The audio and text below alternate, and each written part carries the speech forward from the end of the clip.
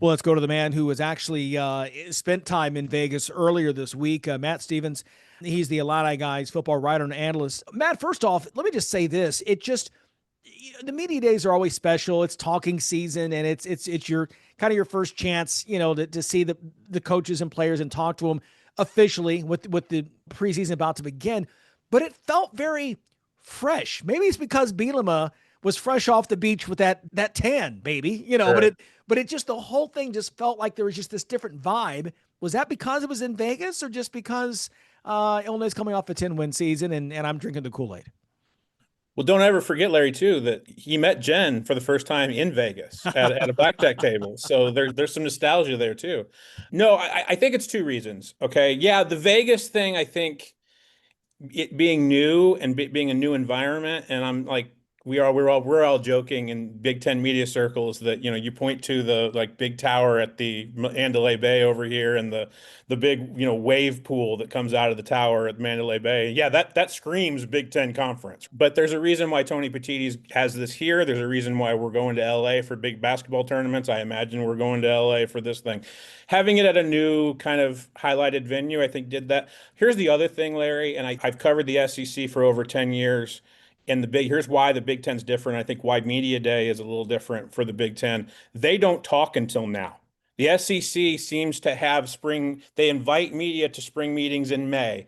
They have their 8 media days in June. So they do all the talking. The Big Ten doesn't allow or doesn't invite media or doesn't want media to be at its spring meetings in Los Angeles.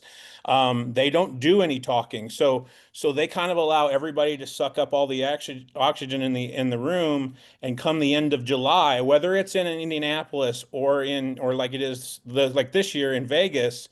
I've always felt like the Big Ten waits until the end of July to really get its voice out there.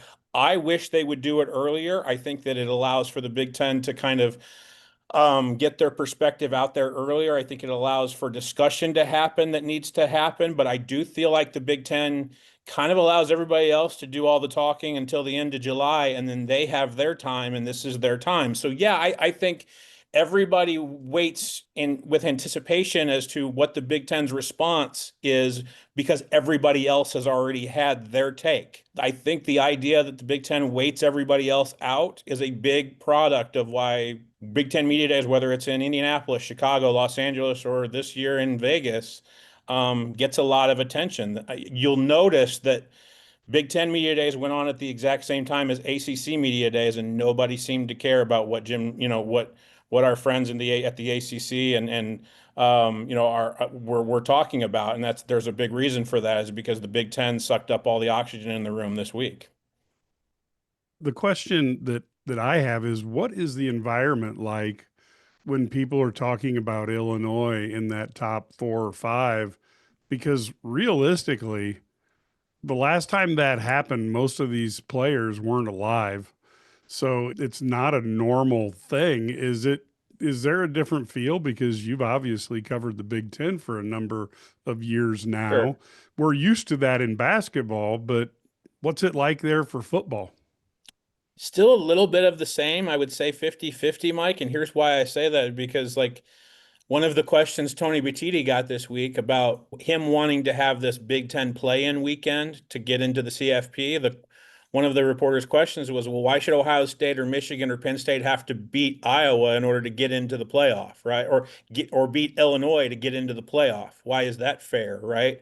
So there is this still perception that Illinois is still at least in the middle tier and not near the top tier. But and that it would be insulting to an Ohio State to have to play Illinois in order to get into the college football playoff. So there is still some of that.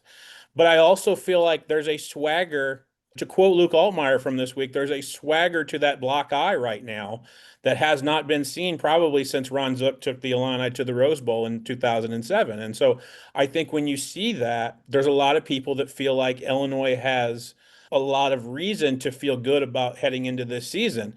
But again, to quote Brett Bielema, that doesn't do you any good. That doesn't record one tackle, 1 point, one anything when by the time that fall camp rolls around on August 1st. And he's absolutely right about that. But the amount of talk when you have the Chicago Sun-Times writing a piece that starts with ILL CFP, like That's a big deal that hasn't happened in almost 2 decades here with the Illini football program. And I have to agree with Josh Whitman. It all starts at the top. And at the top, there's Brett Bielema in that head coaching office that's really kind of leading the charge of all this discussion, being able to be had in Vegas, because the idea that first day, guys, is that Ohio State was there, the defending national champions, and then the second most interesting team was Illinois, and Indiana was there too, and they had made a college football playoff. So yeah, I think the tides have kind of changed, but if Illinois starts out 2-2, guys, I think that you immediately start to see everybody start to look elsewhere. Yeah, and that's kind of where I was getting at. I think Sure. that it feels like you said, Illinois mattered this week. To your point, I mean, that's the thing that, like you said, when's the last time that Illinois has had buzz, has had street cred in July? That just doesn't happen. And I guess my next question is, and it's a tough one, how do you take the momentum from this, whatever that is, because they're just meetings and it's all just, it's fun and games with the media. Yeah, it's all talk. Right. How do you take that momentum into August and into the season? I think again, when Brett Bielema gets asked that question, the easy answer is you remind everybody that's in that big 105 player meeting room that they have in the Smith Center for that first meeting, and you remind them what it took for them to get to 10 wins last year, because it didn't just happen. And while almost all of the pieces are back for 2025, a lot of people felt good about Illinois football going into 2023 after an 8-win season in 2022. And I talked to Xavier Scott, who was a young player on that 2023 team, and there was not the same level of buy-in. There just flat out wasn't. And that's when 5-7 happened. And they understand that from meeting one, from practice one, from fall camp workout one, there has to be buy-in among the leadership all the way from 1 to 105. And I think that can be implemented before they ever go out on the field and do some things to get recharged. And I feel like that Bielema is going to make sure that he does everything that he needs to do to make sure that happens.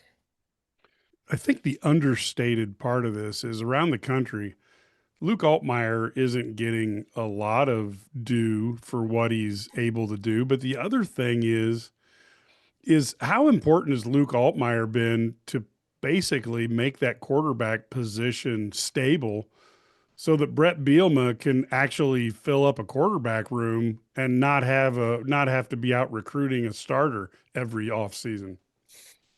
Well, I think I'm trying to think if it's not Nico Malavalva, and he never got in the portal, guys, but Luke Altmaier was maybe one of the most pursued quarterbacks this offseason. And I know this because he had to give 2 statements that I'm coming back to Illinois since Christmas.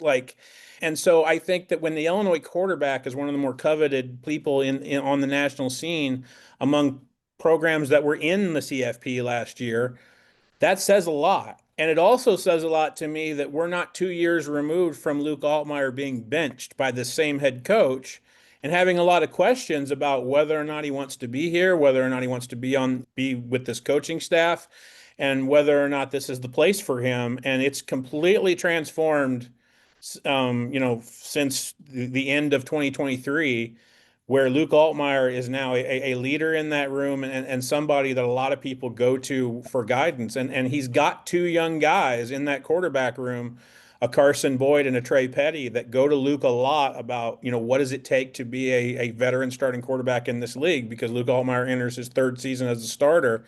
And if Illinois wants to continue being a developmental program, I know that everybody in that Smith Center does not want to have to go back into the transfer portal for a quarterback. And they feel like the stability that Luke Altmaier has brought the last 3 years has allowed them the potential to not have to do that, because I know for a fact that Brett Bielema considers a lot of college football programs one of 2 things. You're either a cash program or you're a developmental program. He certainly believes Illinois is a developmental program.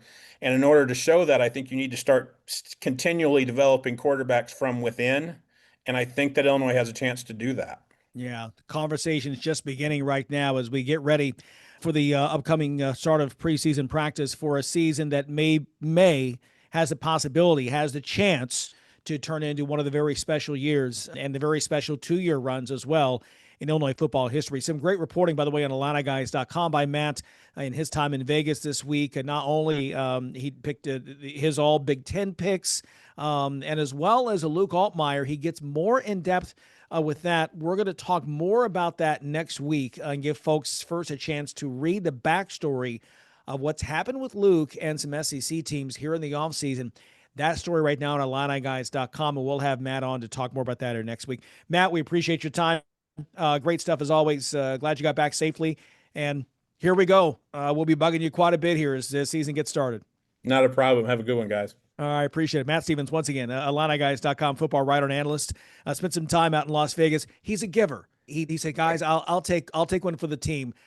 I'll go to Vegas for you guys. I know you guys are busy and you just no, really. And so for that, we appreciate Matt and his giving qualities. It's what makes him so special. Okay, we're going to talk more about me, Brad, and Mike about Big Ten Media Days, about Brett Bielema. We will hear from Coach Bielema next as well. And still on the way again, Bob Kendrick, the great interview we had about a very special place in Kansas City. Can't wait to get to that. We've got so much to come here on the Illini Guys Sports Spectacular.